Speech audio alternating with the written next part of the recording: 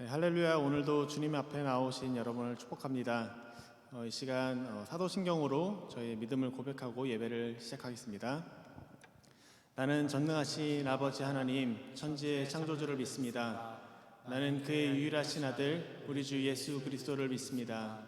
그는 성령으로 잉태되어 동정녀 마리아에게서 나시고 본디오 빌라도에게 고난을 받아 십자가에 못 박혀 죽으시고 장사된 지 사흘 만에 죽은 자 가운데서 다시 살아나셨으며 하늘에 오르시어 전능하신 아버지 하나님 우편에 앉아 계시다가 거기로부터 살아나사 죽은 자를 심판하러 오십니다.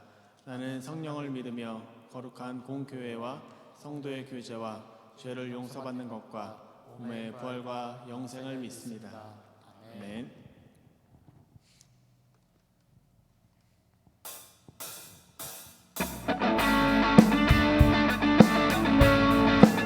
기쁨으로 우리 주님 앞에 나와서 힘을 얻고 항상 주님을 찬송하겠다는 마음으로 저희 믿음을 고백합시다. 주의 집에 거하는 자, 주의 집에 거하는 자, 항상 주 찬송하리.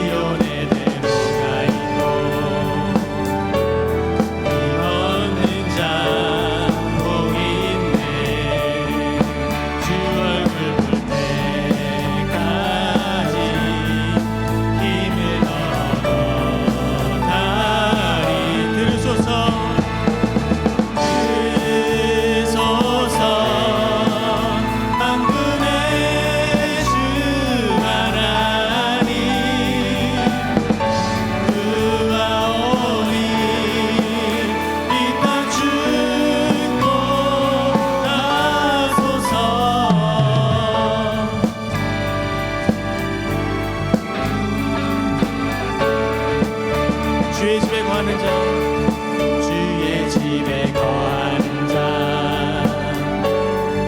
항상 주 찬송하리. 지온에 대로가 있고 힘 얻는 자 복 있네. 주 얼굴 볼 때까지 힘을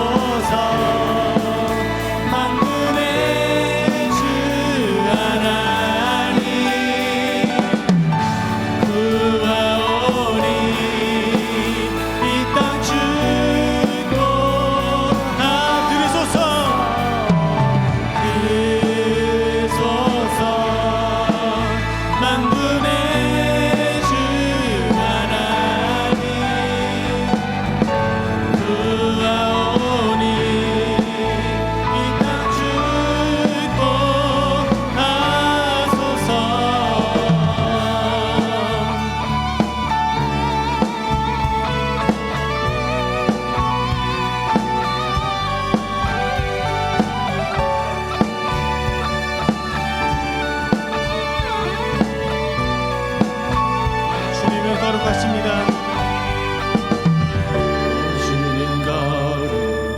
오주는 거룩, 거룩하신 주님. 오주는 거룩, 오주는 거룩, 오주는 거룩, 거룩하신 주님. 저희 믿음을 드립시다. 오주는 거룩, 오주는 거룩, 거룩하신 주님. 오주는 거룩, 오주는 거룩, 오주는 거룩,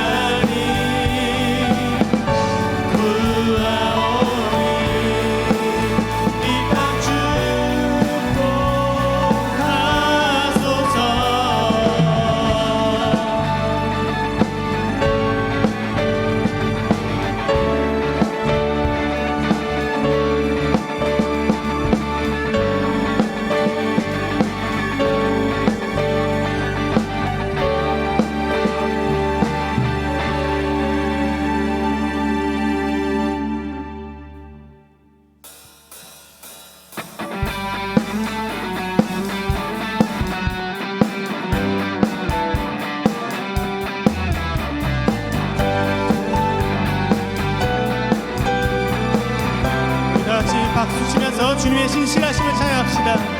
주 신실하심 놀라워 죄인의 마음을 흔드네 자비의 물가로 인도하시니 그 무엇도 끊지 못해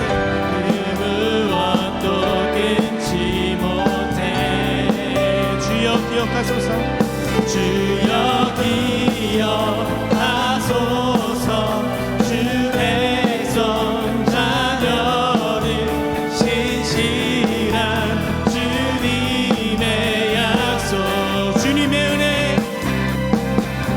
주님의 은혜 내게 넘치네 나를 향한 주 공의와 사랑 놀라워 공의와 사랑 놀라워 약한 자 들어쓰십니다. 약한 자 들어쓰시네 구원의 노래로 구원의 노래로 인도하시니 만 백성 함께 찬양해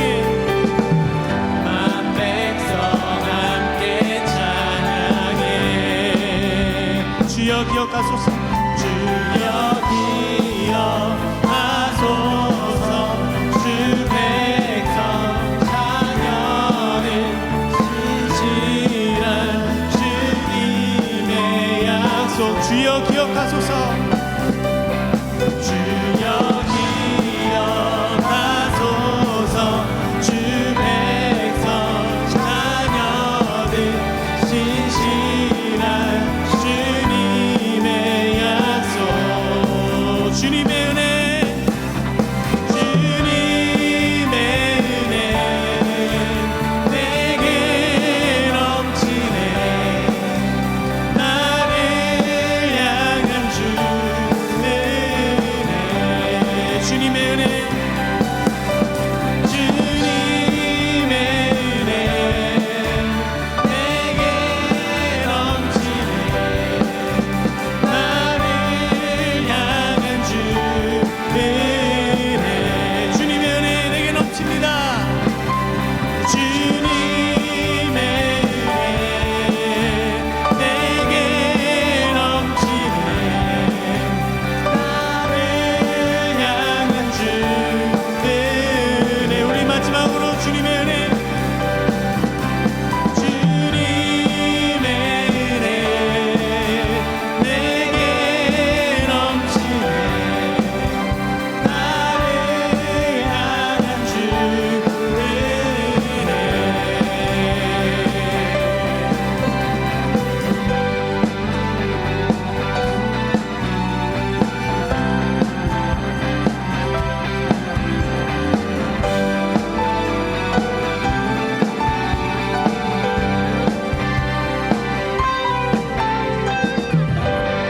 우리 주님 앞에 감사와 기쁨의 박수를 드리겠습니다.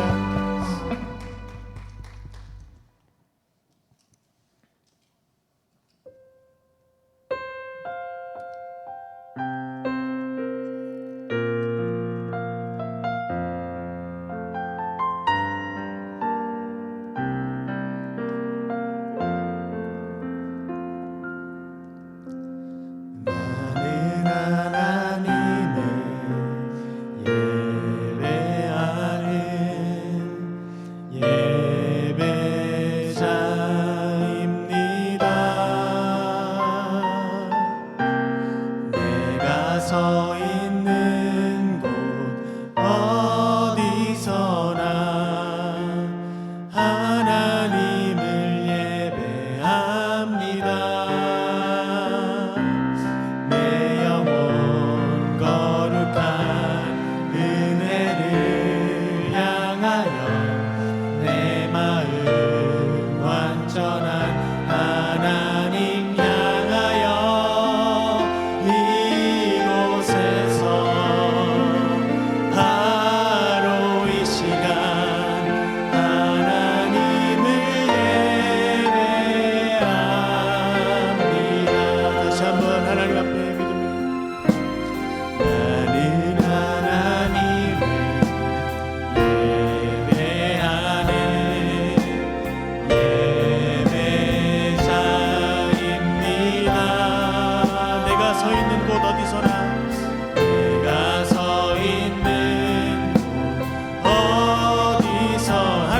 예배합니다. 하나님을 예배합니다. 내 영혼 거룩한 은혜를 향하여 내 마음 완전한 하나님 향하여 이곳에서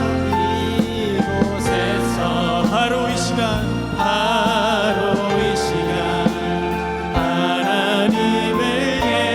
예배함. 내 영혼 거룩한 주의 은혜, 내 영혼 거룩한 은혜를 향하여 내 마음 완전한 하나님 향하여 이곳에서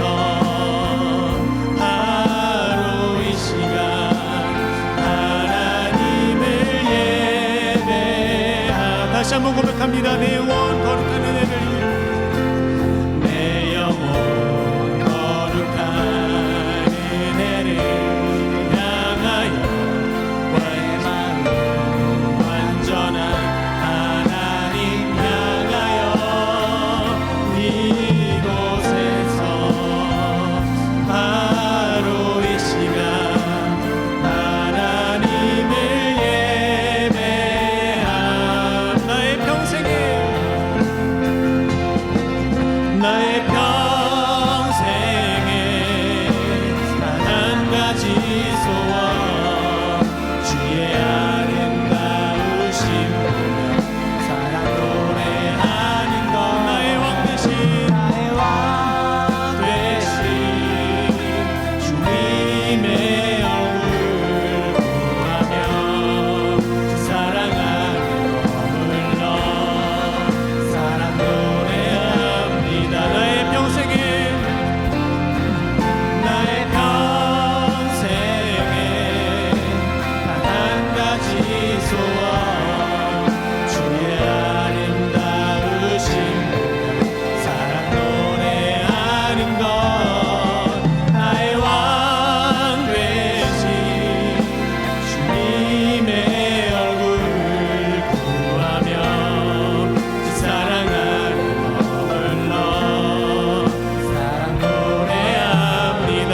지금 이 시간 우리 한번 믿음으로 고백합시다.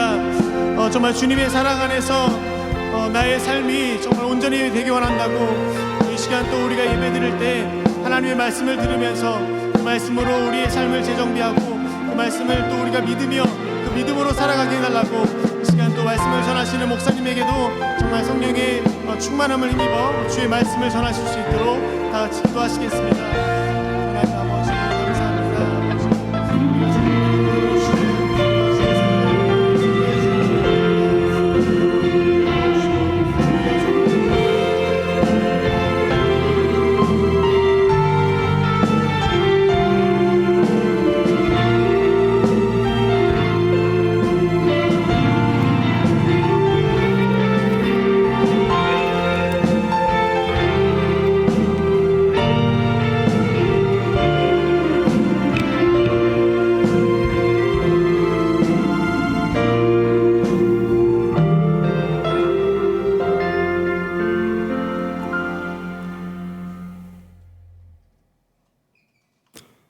전능하신 하나님 아버지 감사합니다. 어지럽고 혼탁한 세상 속에 우리를 고아와 같이 홀로 남겨두지 아니하시고 사랑과 은혜와 평강의 주님 품속에서 온전히 보호하여 주시니 감사를 드립니다. 하늘 권세를 버리시고 우리의 모든 죄를 사하여 주시기 위해 낮고 낮은 이 땅에 가장 겸손한 모습으로 오신 예수님 감사합니다. 주님의 십자가 보혈로 우리는 흰 눈보다 더 깨끗한 영혼으로 천국을 소망하며 기쁨으로 살아가게 하시니 참으로 감사와 영광을 올려드립니다. 참 좋으신 주님, 세상 많은 나라와 민족 족속들이 코로나19로 인하여 신음하고 고통하고 괴로워하고 있습니다.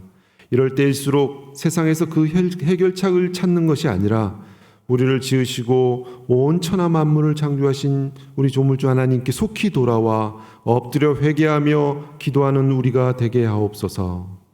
주여, 이 땅을 불쌍히 여겨 주시옵소서. 속히 백신과 치료제가 개발되어 더 이상 사랑하는 사람들이 고통과 아픔과 이별을 당하지 않도록 우리에게 긍휼을 베풀어 주옵소서.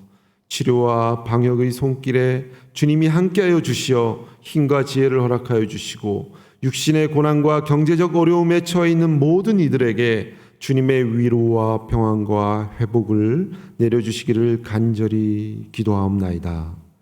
이 시간 주님께 머리 숙여 기도하는 예배하는 우리 모든 중등부, 고등부 친구들에게 마가의 다락방에 임하신 성령의 불이 동일하게 역사하여 주시옵소서.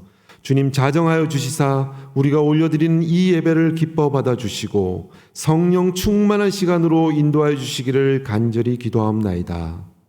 예배를 통하여 하나님을 기쁘시게 하며 우리가 변화를 받고 주님의 자녀로 세상의 빛과 소금이 되며 또한 세상의 선한 영향력을 발휘하게 하옵소서.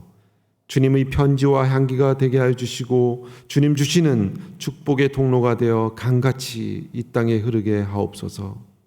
오늘도 예배를 위해 헌신하는 중고등부 찬양팀과 선생님 찬양팀 그리고 방송실에서 땀을 흘리며 수고하는 모든 손길 위에 주님의 한량없는 은혜와 축복과 위로를 허락하여 주옵소서. 귀한 생명의 말씀을 들고 단위에 서신 최상준 목사님께 영육간의 강건함과 말씀의 권능을 입혀주셔서 듣는 우리와 전하시는 목사님 모두 성령 충만한 은혜가 있게 하옵소서. 우리의 영적인 눈과 귀를 열어주시사 한 말씀도 놓치지 아니하고 마음껏 깊은 곳에 잘 심겨 주시옵소서. 오직 주님 말씀대로만 겸손히 순종하며 살아갈 때에 참된 기쁨과 평안이 있음을 믿으며 예배의 시종을 온전히 주님께 의탁하옵나이다. 주님 홀로 영광 받으시옵소서. 이 모든 말씀 우리를 구원하여 주신 예수님의 이름으로 간절히 기도하옵나이다. 아멘.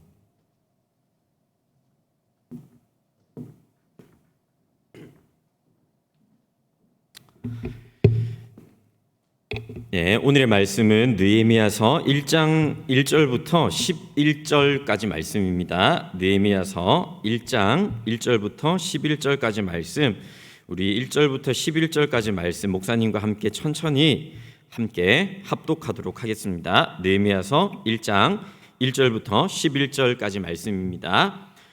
하가랴의 아들 느헤미야의 말이라. 아닥사스다 왕 제20년 기슬르월에 내가 수산궁에 있는데 내 형제들 가운데 하나인 하나니가 두어 사람과 함께 유다에서 내게 이르렀기로 내가 그 사로잡힘을 면하고 남아있는 유다와 예루살렘 사람들의 형편을 물은즉 그들이 내게 이르되 사로잡힘을 면하고 남아있는 자들이 그 지방 거기에서 큰 환난을 당하고 능욕을 받으며 예루살렘 성은 허물어지고 성문들은 불탔다 하는지라. 내가 이 말을 듣고 앉아서 울고 수일 동안 슬퍼하며 하늘의 하나님 앞에 금식하며 기도하여 이르되 하늘의 하나님 여호와 크고 두려우신 하나님이여 주를 사랑하고 주의 계명을 지키는 자에게 언약을 지키시며 긍휼을 베푸시는 주여 간구하나이다. 이제 종이 주의 종들인 이스라엘 자손을 위하여 주야로 기도하오며 우리 이스라엘 자손이 주께 범죄한 죄들을 자복하오니 주는 귀를 기울이시며 눈을 여시사 종의 기도를 들으시옵소서. 나와 내 아버지의 집이 범죄하여 주를 향하여 크게 악을 행하여 주께서 주의 종 모세에게 명령하신 계명과 율례와 규례를 지키지 아니하였나이다.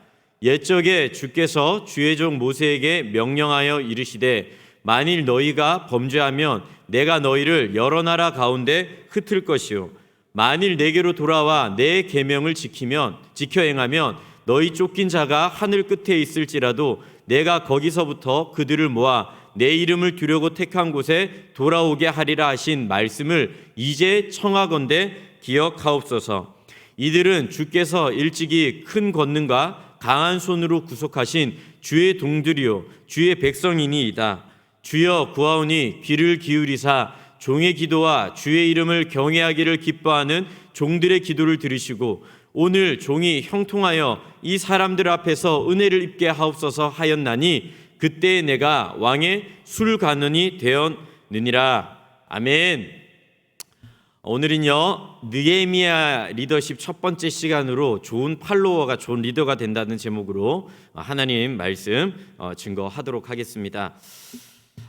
사람이 속해 있는 공동체는 어떤 리더를 만나는가에 따라서 달라집니다.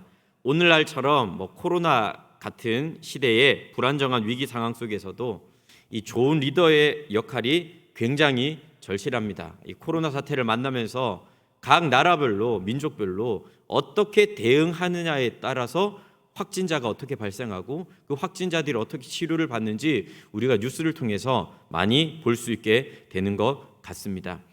그런데 여러분, 오늘날 이 시대를 다스리고 있는 많은 리더들이 있지만 지금 이 시대는 언젠가는 저물게 될 것이고 새 시대도 오게 될 것입니다.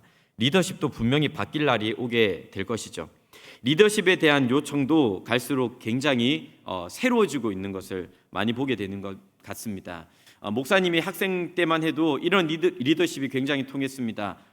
나폴레옹처럼 나를 따르라, 내가 이렇게 보여줄 테니 나를 따라서 이렇게 하시면 돼요 라는 그런 식의 리더십이 굉장히 많았던 것 같은데 오늘날에는요 그런 식으로 하다가 꼰대 소리 듣기 십상입니다. 위계 질서와 서열을 강조하는 이 조직적인 리더십보다는 오히려 소통을 많이 강조하게 되는 것 같습니다. 제 아무리 리더라고 할지라도 제 아무리 사장님, 회장님 그리고 또 교회에서는 목사님, 장로님 이런 분들이라고 할지라도 모든 사람들과 소통을 충분히 하지 못하면 리더로서 인정을 잘 받지 못하는 것을 보게 되죠. 그런데 반면 이런 부분들도 있는 것 같아요. 리더가 실력은 없이 소통만 잘 한다면 맡겨진 사명, 비전을 이루어 낼 수는 없을 겁니다. 실력 없이 소통만 잘한다면 그냥 잘 노는 사람, 말 잘하는 사람, 친한 사람은 될 수 있을지 몰라도 좋은 리더가 되기는 굉장히 어려운 것 같습니다.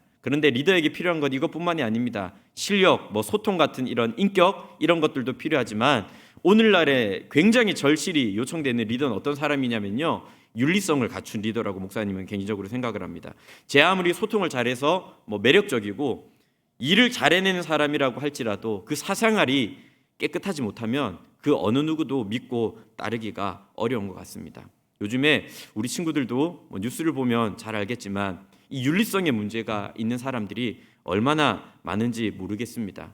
때로는 대권 주자가 될 것이라고 우리나라의 지도자인 것처럼 보였던 그 많은 사람들도 이 사생활 문제 때문에 넘어진 사람들이 역사적으로 우리나라에도 얼마나 많은지 모릅니다. 물론 실력, 그다음에 인격, 윤리성까지 완벽하게 갖춘 사람을 우리가 찾기는 거의 불가능하겠지만 노력한다면 이 모든 분야에 있어서 조금 더 나은 리더는 될 수 있을 것이라고 생각을 합니다.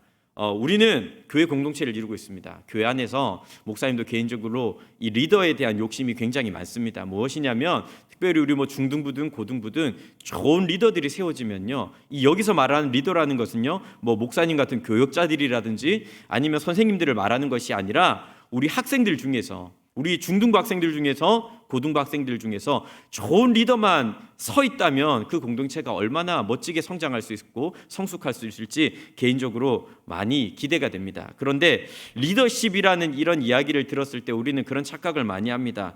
리더십은요, 굉장히 많은 사람들을 이끌어가는 정말 큰 무리들에게 말빨도 조금 서고 영향력도 굉장히 큰 그런 사람을 우리가 생각하고 상상하기 쉽지만 리더십이라고 하는 것은요, 가장 가까운 곳에서부터 시작하는 영향력이라고 목사님은 이야기를 하고 싶습니다. 먼저는 부모님이 자녀들에게 행사하는 그 모든 영향력도 리더십이요, 친구가 친구에게 주는 영향력도 리더십이고 교사가 학생에게 주는 것도 리더십인데 거꾸로 그 반대가 될 수도 있는 겁니다. 때로는요, 자녀들이 부모님에게 영향을 줄 수도 있습니다. 또 다른 친구가 다른 친구에게 반대적으로 영향을 줄 수도 있고요. 때로는 학생들이 선생님들에게 영향을 끼칠 때도 있고요. 목사님도 가끔씩이지만 학생들에게, 목사님이 가르치는 학생들에게 많은 영향력을 받을 때도 있는 것 같습니다. 그러니 우리는 만나는 모든 사람들이 나의 스승이고 리더라고 생각하면서 잘 배워야 됩니다. 관계가 무너지면요, 부모님과의 관계가 무너지면 우리가 부모님으로부터 보고 배워야 할 것들이 너무나도 많은데 부모님과의 관계가 무너지고 대화가 단절되면요, 그 배울 기회가 박탈당하게 돼요. 친구들과의 관계에 있어서도 마찬가지예요. 하나님께서는 많은 친구들을 만나게 하시고 많은 친구들과 교제를 나누게 하셨는데 친구들과의 관계가 무너지면 이 친구를 통해서 배울 수 있는 그 기회가 박탈당하게 되는 것이고, 선생님들과의 관계가 그냥 단절돼 있으면요, 선생님에게 배울 관계가 모든 이 기회들이 박탈당할 수밖에 없다라고 하는 것이죠. 그렇다면 좋은 리더십은 무엇일까요? 목사님 그렇게 생각합니다. 가장 좋은 리더십은 어떤 리더십이냐면요, 수많은 사람들 앞에서 말을 뻔지르르하게 잘하거나 나의 잘남을 잘 드러내는 그런 것이 리더십이라고 생각하지는 않아요. 가장 좋은 리더십은 어떤 리더십이냐면요, 나와 가장 가까이 있는 사람에게 선한 영향력을 끼칠 수 있는 그것이야말로 가장 좋은 리더십이라고 목사님은 개인적으로 생각합니다. 그래서 가장 좋은 리더들은요, 대중 앞에서 드러나는 그런 사람이 아니에요. 가장 가까운 사람에게 인정받는 그 사람. 이를테면 그거예요. 자녀들에게 존경받는 부모님은요, 탁월한 리더라고 목사님이 생각을 합니다. 다른 친구에게 인정받는 친구는요, 좋은 리더라고 생각을 해요. 또 가르친 학생이 많고 적고를 떠나서 가르친 학생들에게 인정받는 선생님들도 좋은 리더, 그 반대도 마찬가지라고 생각을 합니다. 그렇게 가장 가까운 사람에게 인정받는 사람은요, 수많은 대중들 앞에서도 좋은 리더의 자질을 가지고 있는 사람이라고 얘기를 할 수가 있을 것 같아요. 성경을 가만히 읽어보면요, 참 좋은 리더십들이 많이 등장을 합니다. 그런데 성경에서 말하는 이 리더십은요, 세상의 리더십과는 조금 다릅니다. 세상의 리더십과는 다르게 성경에서 어떤 리더십을 가르치느냐면 영적인 리더십을 가르치고 있어요. 그런데 성경에서 나오는 가장 좋은 리더십 중에 한 사람이 바로 오늘 우리가 말씀을 읽었던 느헤미야라고 하는 사람입니다. 목사님은 이 설교 말씀을 이렇게 준비하면서 이런 기도를 했습니다. 목사님이 가르친 우리 고등부 학생들, 그리고 모두 우리 다음 세대들, 그리고 또 목사님의 자녀들이 이 느헤미야처럼 선한 영향력을 끼칠 수 있는 차세대 영적 리더가 되기를 바래요. 우리 중고등부를 한번 생각해 볼 때도 그렇습니다. 우리 중고등부들 가운데서도 목사님이 앞서서도 얘기를 했지만 좋은 리더들이 있다면 이건 단순하게요, 회장이 누구냐 부회장이 누구냐 이런 거를 떠나서 정말 선한 영향력을 끼칠 수 있는 또래 공동체 속에서 좋은 리더들이 있다면 얼마나 우리 꿈꾸는 교회 중등부 고등부가 하나님 앞에서 아름답고 멋지고 바르게 세워질까 개인적으로 이렇게 기대를 하게 되었습니다. 그래서 목사님은 이렇게 느헤미야 말씀을 이렇게 살펴보게 될 텐데, 느헤미야의 리더십에 대해서 이번 주 이렇게 온라인 예배를 통해서는 중고등부 친구들과 같이 말씀을 나누게 될 것이고요. 또 고등부 친구들은 다음 주까지도 이 느헤미야의 리더십에 대해서 함께 말씀을 나누어 보는 그런 시간을 가지려고 합니다. 우리 느헤미야서 1장 2장 말씀을 가만히 보면은요, 느헤미야의 리더십이 어디에서 왔을까? 좋은 이 팔로우십에서 왔다는 것을 목사님은 이 성경을 통해서 발견을 할 수가 있었습니다. 느헤미야에게도 직분이 있었는데 그게 무엇이었냐면요, 이 페르시아 아닥사스다 왕의 술 맡은 관원이라고 하는 그의 직함이 있었습니다. 이 술 맡은 관원이라고 하는 것은요, 오늘날 우리 친구들이 생각하면요, 대통령의 비서실장 정도 되는 굉장히 요직에 앉아있던 사람이었습니다. 그런데 이 아닥사스다 왕에게 굉장한 신임을 얻었습니다. 술을 맡았다는 것은 무슨 말이냐면요, 목사님이 계속해서 이렇게 설교를 하면서 이런 부분들을 설명했지만 그 제국 안에서는요, 굉장히 많은 이 역모와 그리고 이 반대 세력들이 많이 존재했습니다. 그러니까 우리 친구들이 사극을 보거나 대하 드라마를 보거나 아니면 역사 이야기를 가만히 읽어보면요, 음식에 독을 타든지 술에 독을 타든지 이런 거를 통해서 왕을 암살하려는 음모들이 얼마나 많았는지 모릅니다. 그러니까 왕이 편안하게, 그러니까 황제가 편안하게 밥도 먹고 이제 술도 마시고 이러려면 이 음식을 관장하는 사람이 굉장히 중요했다는 것이죠. 그러니까 이 술 맡은 관원장은요, 왕을 대신해서 왕이 마실 음료들을 미리 맛보고 거기에 독이 타져 있으면 자기가 이렇게 죽을 수도 있는 것이죠. 그러니까 왕이 아무나 세우는 것이 아니라 가장 신임하고 있는, 가장 신뢰를 주고 있는 사람 중에 하나를 이 술 맡은 관원장으로 세웠는데 그 사람이 바로 느헤미야였다는 것이죠.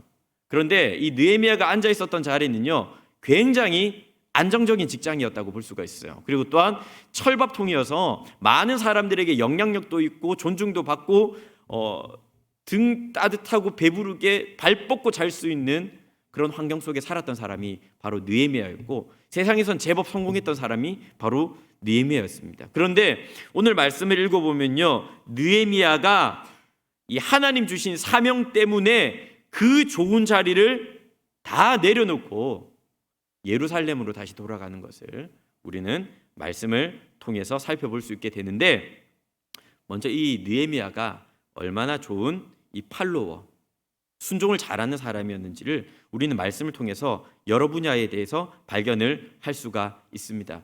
그런데 여러분, 이제 수직적인 구조 속에서 사람을 만나게 될 때가 많습니다. 나의 윗사람이 딱 존재할 때 여러분들도 아마 반항심을 많이 가지게 될 것 같습니다. 목사님도 심지어 때때로는 이렇게 교회에서 사역을 감당하지만 때때로는 윗사람에 대한 반항심이 안 든다면 그것은 이렇게 거짓말일 것 같아요.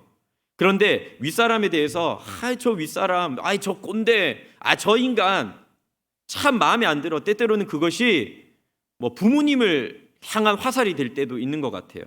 그런데 하나님께서는 뭐라고 말씀하셨느냐면 위에 있는 권위를 존중하라고 말씀하셨어요. 때로는 부모님이 완벽하지 않더라도 그 부모님의 권위를 존중하라고 말씀하셨고, 또 목사님처럼 이렇게 말씀을 가르치는 자의 권위도 존중하라고 말씀하셨고, 그 무엇보다도 하나님의 권위를 존중하라고 말씀하셨습니다. 그런데 이 팔로우십이라고 하는 건요, 사람에게 무작정 비굴하게 구는 것이 아닙니다. 이 팔로우십이라는 것, 어떻게 보면 순종이라고도 말할 수 있을 것 같은데, 이 팔로우십 또한 순종은요, 무엇이 필요한 거냐면요, 자기 부인이 꼭 필요한 겁니다. 여러분, 부모님의 뭐 이야기를 듣고 부모님이 시킨 대로 뭔가를 한다, 여러분 마음에 하나도 부딪히지 않는 친구들이 있다면 그건 다 거짓말일 거예요. 때로는 하기 싫고 귀찮고 내 생각이랑 다를 그때에도 순종한다는 건 자기를 부인하는 거예요. 하나님 말씀 앞에서도 마찬가지예요. 하나님께서 말씀하셨는데 이 말씀이 내 생각과 딱 들어맞았다, 그럴 때도 물론 있죠. 하지만 그렇지 않을 때도 있어요. 그럼에도 불구하고 순종하는 것은 무엇이냐면 자기 자신을 부인하는 거예요. 신앙생활을 하는 것도 마찬가지입니다. 예수님을 따르는 길도 십자가를 지고 자아를 십자가에 못 박고 죽이는 과정입니다. 순종 없는 사람은 그 순종 없는 사람이 리더가 된다면 많은 사람을 해칠 수가 있습니다.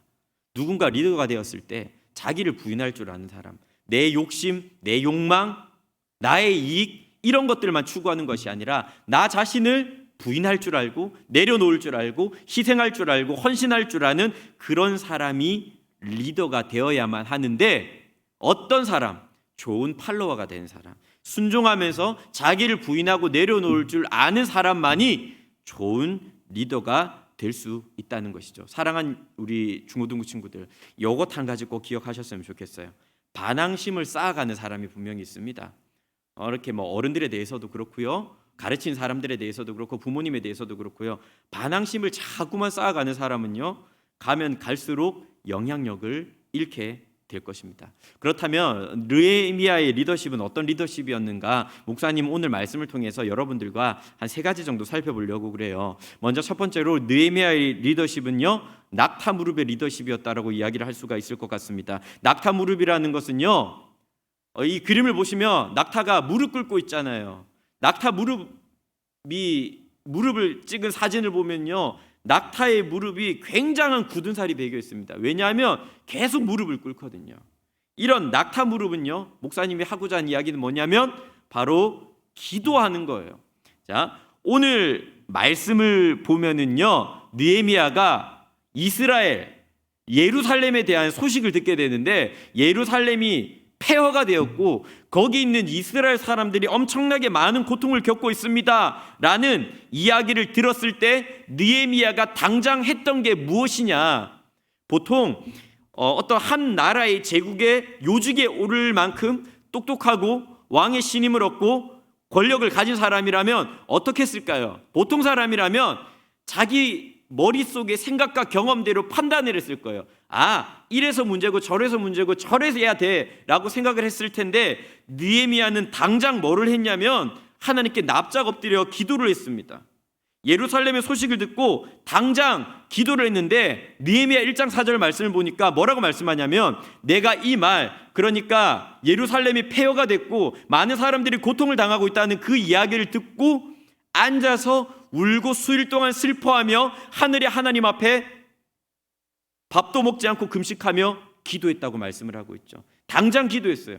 문제를 들었을 때 당장 기도한 리더십을 가졌는데, 이후에 목사님이랑 우리 친구들이 함께 읽었던 이 말씀을 가만히 읽어보면 느헤미야의 기도의 수준이 상당합니다. 그냥 하나님 도와주세요, 요 정도의 기도를 하는 게 아니라 느헤미야는 기도를 하면서요, 하나님이 어떤 분이신지를 정확하게 알았고요, 그리고 왜 이스라엘 백성들이 페르시아까지 이렇게 포로로 잡혀와서 생활을 하고 있는지를 정확하게 알았는데, 그 이유가 뭐냐면 조상들과 우리가 범죄했기 때문이라.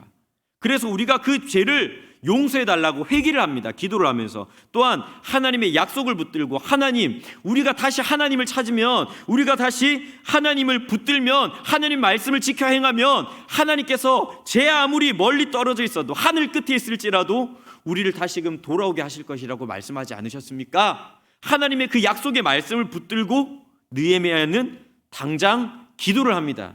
그런데 그 기도를 딱 한 번만 했느냐? 그렇지 않습니다. 오늘 본문의 말씀 1절에 보면요, 느헤미야가 예루살렘의 소식을 들었던 것은요, 1장 1절에 기슬르월이라고 하는데, 이것은 이스라엘 달력으로 9월달을 말하는 것이에요. 그런데 2장 1절 말씀을 보면 니산월에, 그러니까 느헤미야가 이 문제를 가지고 페르시아 황제 아닥사스다에게 그 문제를 이야기를 하는데, 그때가 니산월, 이거는요 이스라엘 달력으로 1월 달을 말하는 것이에요. 그러니까 느헤미야가 이 소식을 듣고 왕에게 이 이야기를 하기까지 몇 개월이 걸렸냐면 4개월이 걸렸다는 거예요. 그 4개월 동안에 느헤미야는 무엇을 했냐? 이 문제를 가지고 붙들고 끊임없이 기도했다는 거죠. 한 번 기도하고 멈춘 것이 아니라 이 문제를 가지고 계속해서 기도했다는 것이죠. 뿐만 아닙니다.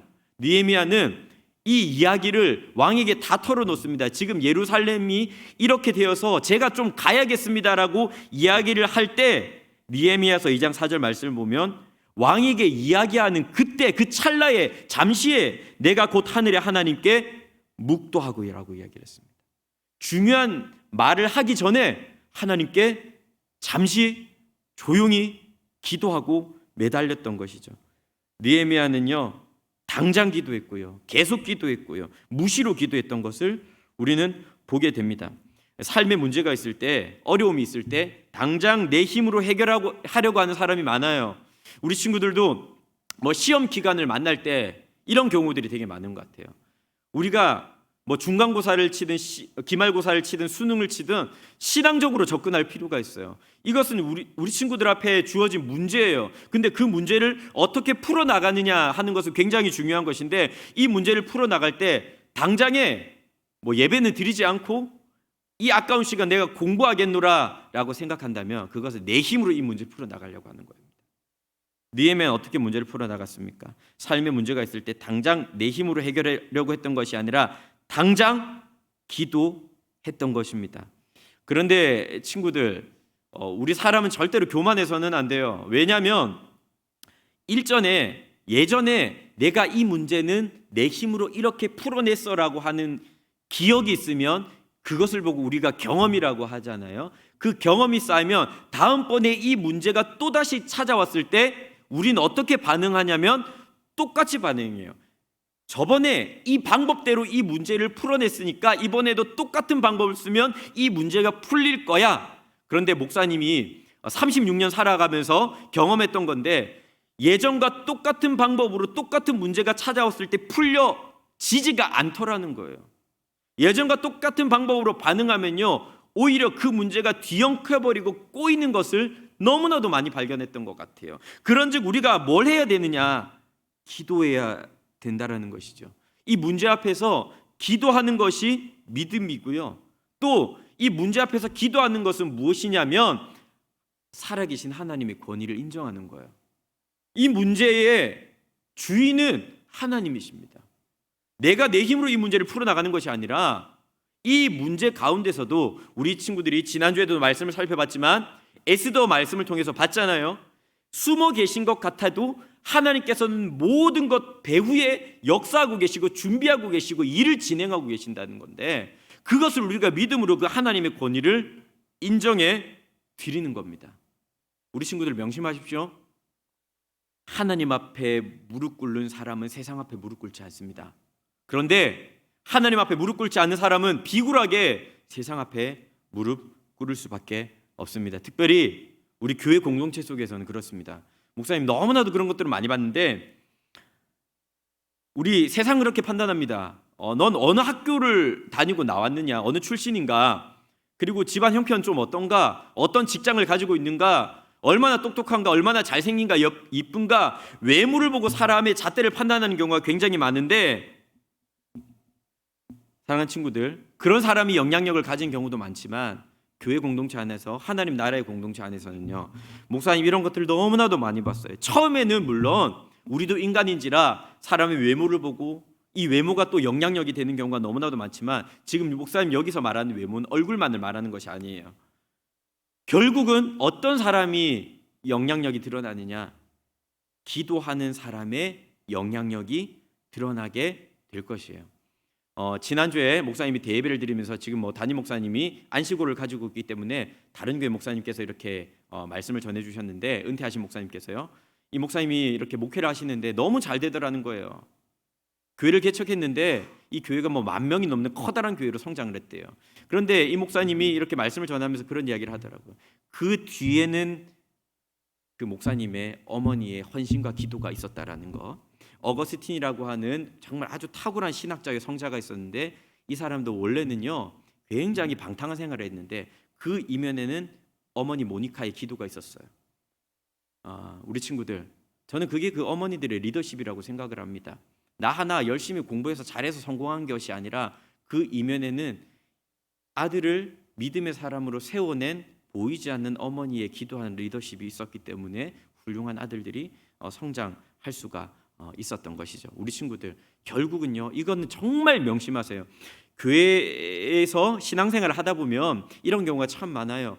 말 잘하는 사람, 목소리 큰 사람, 이런 사람들이 영향력이 있는 것만 같고 굉장히 좀 똑똑해 보이는 사람들이 좀 끝발이 있어 보일 때도 있지만, 결국은 기도한 사람의 영향력이 드러나게 될 겁니다.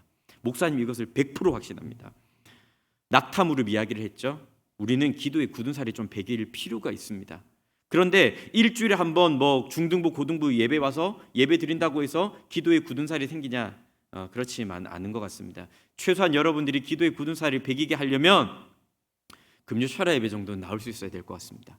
금요 철야 예배 정도 나와서 우리 친구들이 강하게 부르짖고 하나님께 통성으로 기도하는 훈련을 하면서 기도의 굳은 살을 자꾸만 세워 나가야 합니다. 사랑하는 친구들, 이 세상은요, 제 아무리 세상에 코로나가 있고 세상에 권력들이 있고 이 입시 구조가 우리 마음에 들지는 않고 마치 우리는 성공하지 못할 것만 같고 낙오할 것만 같은 이런 불안감에 사로잡혀 있고 그런 초조함이 있다고 할지라도 결국 그건 기억하세요. 세상은요, 꾸준히 기도한 사람을 감당할 수가 없습니다. 기도하는 것이 바로 최고의 리더십이라는 것, 우리가 기억했으면 좋겠습니다. 두 번째로, 느헤미야의 리더십은 어떤 리더십이었냐면요, 목사님 이것도 굉장히 중요하다라고 생각하는데 바로 공감하는 리더십이었습니다. 공감의 능력을 가지고 있는 리더십이었습니다. 느헤미야는요, 사실 예루살렘이 성벽이 무너지든 불타 없어지든 사람들이 고통을 받든 자기에게는 아무런 문제가 없었습니다. 그러니까 그냥 자기는 그대로 페르시아에서 술 맡은 관원장으로서 발 뻗고 편하게 살아갈 수 있었던 사람입니다. 그리고 심지어 느헤미야는 이스라엘에서 태어난 사람도 아니었습니다. 물론 이스라엘 사람이었지만 이민 2세대로 페르시아에서 태어나고 자랐던 사람이 바로 느헤미야예요. 예루살렘에 대한 소식을 듣고 그런가 보다, 그 사람들 참 힘들겠네, 그냥 마음 한번 주면 그만이고 이후로 다른 행동 아무것도 하지 않아도 모른 척해도 먹고 사는데 아무런 지장이 없었습니다. 그러나 느헤미야는요, 이스라엘 백성들의 고통을 받습니다. 내가 속해 있는 이 하나님의 백성의 공동체의 아픔을 받습니다. 느헤미야 1장 4절 말씀을 한 번 더 보면요, 느헤미야가 기도할 뿐만이 아니라 감정적으로 어떻게 반응하냐면요, 이 말을 듣고 앉아서 울었다고 말씀을 하고 있습니다. 우리 친구들, 목사님 요즘에 이거는 뭐 교회 안에서든 교회 밖에서든 누군가를 위해서 울어주는 사람들이 참 많이 줄어가고 있는 이런 시대를 살아가고 있지 않나, 그런 생각을 많이 하게 됩니다. 옆에 있는 사람들이, 가장 가까운 사람이 아무리 아파도 아무리 슬퍼도 같이 울어주지 못하는 우리들의 마음이 참 돌처럼 굳어있지는 않은지, 그리고 또 수일 동안 슬퍼했다고 말씀을 하고 있습니다. 나에게는 아무런 상관이 없습니다. 내가 뭐 울지 않아도, 내가 슬퍼하지 않아도 내 삶에는 아무런 지장이 없는데, 그럼에도 불구하고 느헤미야는 그 아픔을, 그 고통을, 그 슬픔을 공감하면서 스스로 마음의 부담감을 느꼈다는 거죠. 어느 정도로 마음의 부담감을 느꼈냐면, 느헤미야 2장 2절 말씀을 보면요, 이 아닥사스다 왕이 느헤미야에게 이런 이야기를 합니다. 왕이 이르되, 너라는 거는 느헤미야를 말하는 것인데, 네가 병이 없는데 어찌하여 얼굴에 수심이 있느냐? 이는 필연 내 마음에 근심이 있음이로다. 여러분들, 이 말씀은요, 그냥 우리가 친구 대하듯이 이해하면 되지 않습니다. 제국의 황제 앞에서 얼굴을 찡그리고 있고 얼굴에 수심이 가득하다는 거는요, 거의 뭐 반역 수준입니다. 그런데 그럼에도 불구하고 아닥사스다 왕이 느헤미야에게 질문을 이렇게 편하게 던지는 것은 그만큼 느헤미야를 신뢰하기 때문이죠. 느헤미야의 얼굴에 수심과 근심이 있었다라는 거죠. 왜 그럴까요? 왜요? 하나님의 백성들의 아픔과 괴로움을 공감하고 있었기 때문이에요. 실제로 느헤미야라고 하는 이름의 뜻도 그거예요. 하나님께서 위로하셨다. 하나님께서 위로하셨다. 그런데 친구들, 공감 능력이 떨어지면 절대로 사람을 위로할 수가 없습니다. 여러분, 정말 힘들고 슬플 때 있잖아요. 정말 괴로울 때 누군가가 나에게 위로의 말을 던져주는데, 어떤 사람의 말은요, 이 사람들이 위로해주면은요, 이 사람들이 뭐 안아주면, 격려해주면 좀 위로가 될 때가 있지만, 또 어떤 경우는요, 분명히 말로는 위로해요. 괜찮아, 힘들지, 힘내, 이런 이야기를 하는데 이 말이 오히려 내게 상처로 들릴 때가 있다는 거예요. 목사님이 일전에 한 친구랑 그런 이야기를 한 적이 있어요. 이 친구가 굉장히 어려움을 겪고 있었습니다. 신체적인 문제 때문에요. 신체적인 문제 때문에 항상 괴로움을 겪고, 이것이 이 친구에게는 컴플렉스가 되고 트라우마가 되어서 누군가가 이 친구의 어떤 신체적인 결함을 보면 이야기를 하면서 어떻게 기도할게. 그런데 이 친구가 목사님에게 그런 얘기를 했어요. 목사님, 제가 교회 와서 가장 힘든 게 뭔 줄 아세요? 사람들이 기도해 줄게라고 자기 등을 토닥여 줄 때가 너무 힘들대요. 왜 그럴까 목사님 곰곰이 생각해 봤어요. 물론 이 친구의 열등감도 항목을 하는 것도 마찬가지겠지만, 정말 이 친구의 아픔을 공감하면서 내어놓는 말이라면 그것이 위로가 되었겠지만, 그냥 뭐 피상적으로 힘내, 내가 기도할게 라고 하는 이런 단편적인 말은 그 친구에게 어떤 위로도 되지 못했다라고 하는 것이죠. 사랑하는 여러분, 누군가에게 큰 상처를 남기거나 커다란 범죄를 저지르는 사람의 공통점이 무엇이냐면, 심리학자들이 말하기를 공감 능력이 떨어진다는 것입니다. 내가 이 말을 뱉었을 때 이 사람이 받게 될 마음의 상처와 불편함에 대해서는 전혀 공감하지 못한다는 것이죠. 뭐 살인자들이라든지 강도 상해를 저지른 사람들도 마찬가지입니다. 내가 이런 행동을 했을 때 그것을 겪게 될 상대방이 가질 고통에 대해서는 전혀 공감하지 못하기 때문에 그런 일을 벌리게 되는 것입니다. 목사님이 전도사로 처음 사역을 시작할 때 사실 목사님이 그런 고민을 많이 했습니다. 조금 공부를 해서 엘리트 코스를 잘 밟아서 이런 좀 뭐 이제 명망인 엘리트 목사가 되고자 하는 그런 마음과 욕심이 목사님이 있었던 것 같아요. 그런데 목사님의 인생에 굉장히 큰 영향력을 끼쳤던 많은 말들 중에 하나가 무엇이냐면, 목사님 전도사 시절 한 선배 목사님이 목사님에게 이런 이야기를 했어요. 이거 굉장히 어떻게 보면요, 이 교회 밖에서도 누구나 할 수 있는 말인데 목사님이 그 이야기를 해줬습니다. 밑바닥부터 시작하라고요. 밑바닥부터 시작하라고요.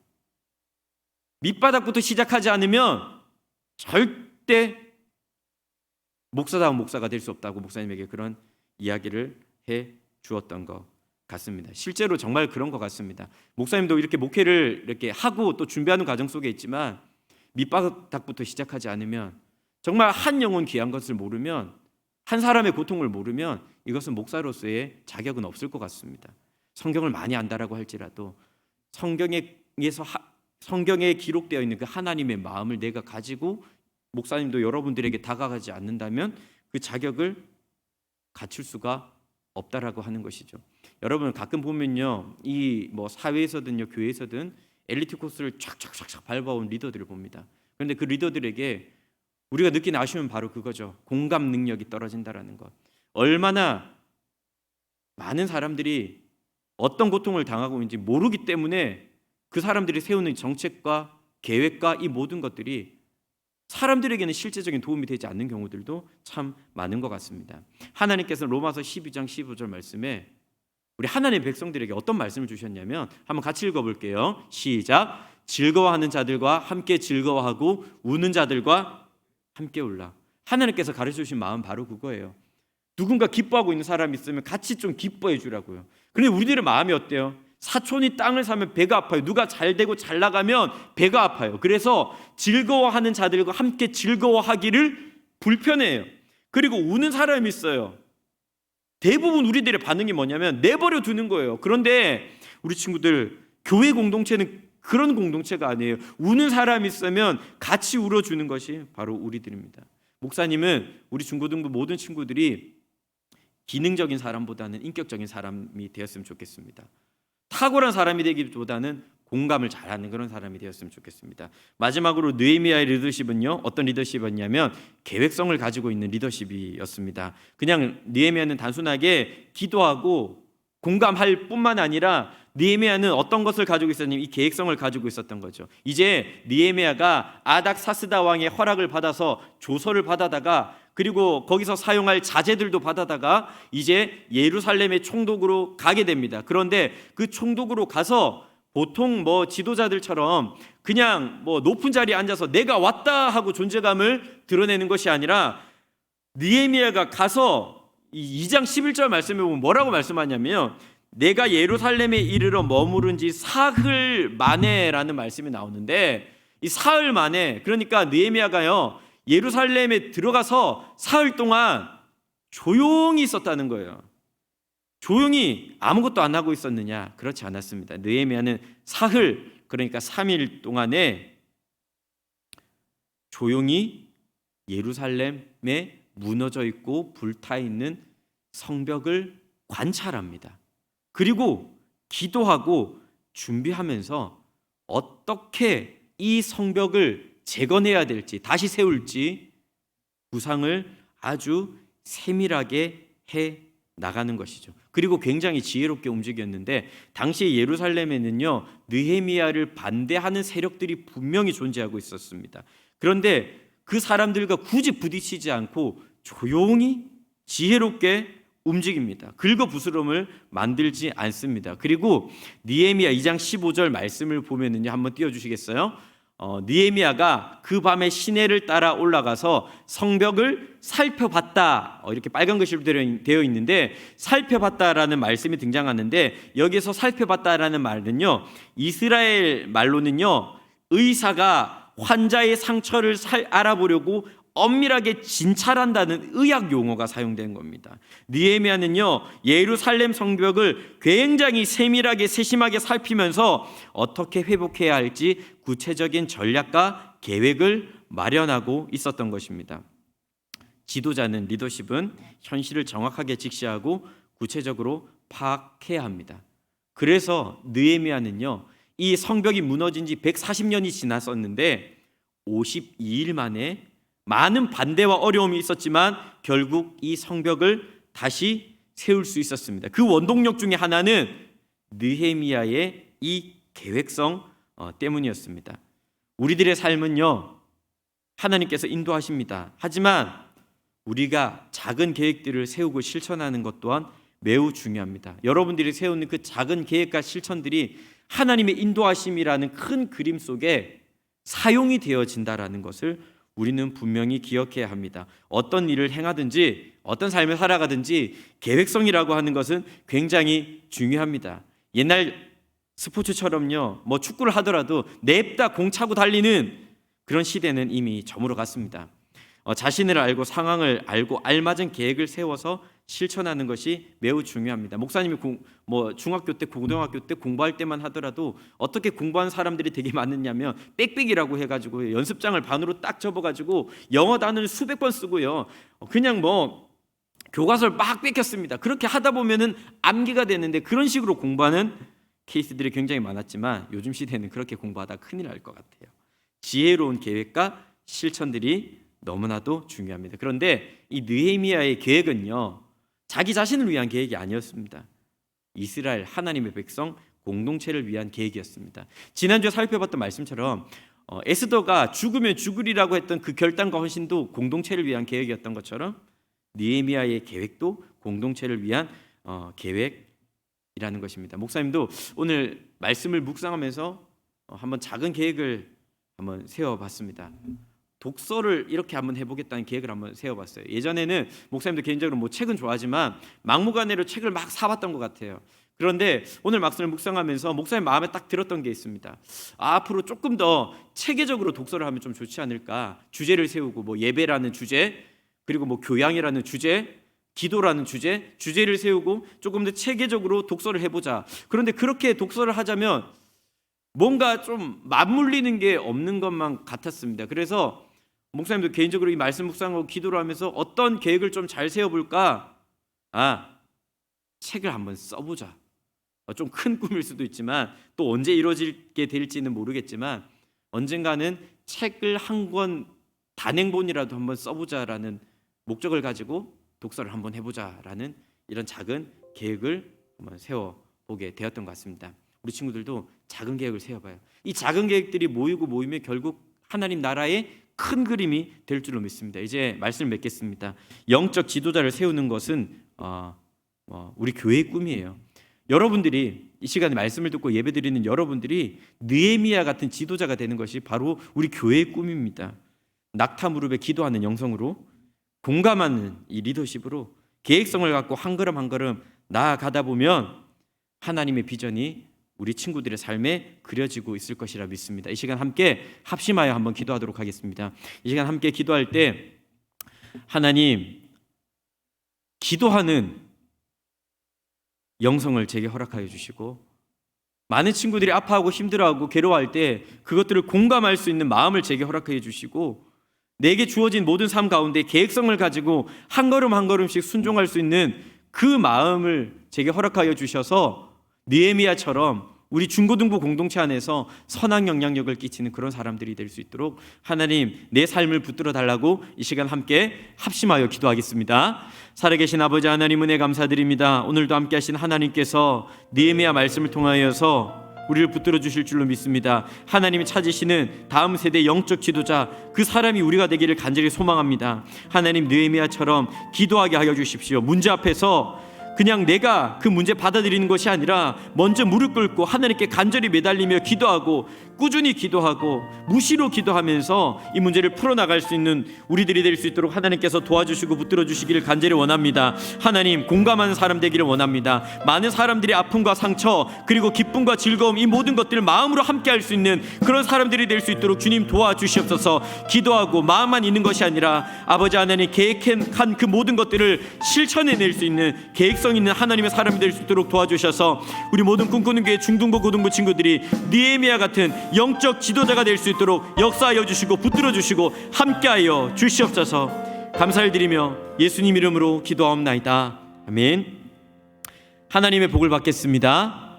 지금은 우리 주 예수 그리스도의 은혜와 하나님의 변함없는 사랑과 성령님의 교통하심이 느헤미야와 같은 차세대 영적 지도자가 되기를 꿈꾸고 바라고 소망하며 기도하는 우리 모든 중등부 고등부 우리 모든 학생들 위해 지금으로부터 영원토록 함께 있을지어다. 아멘.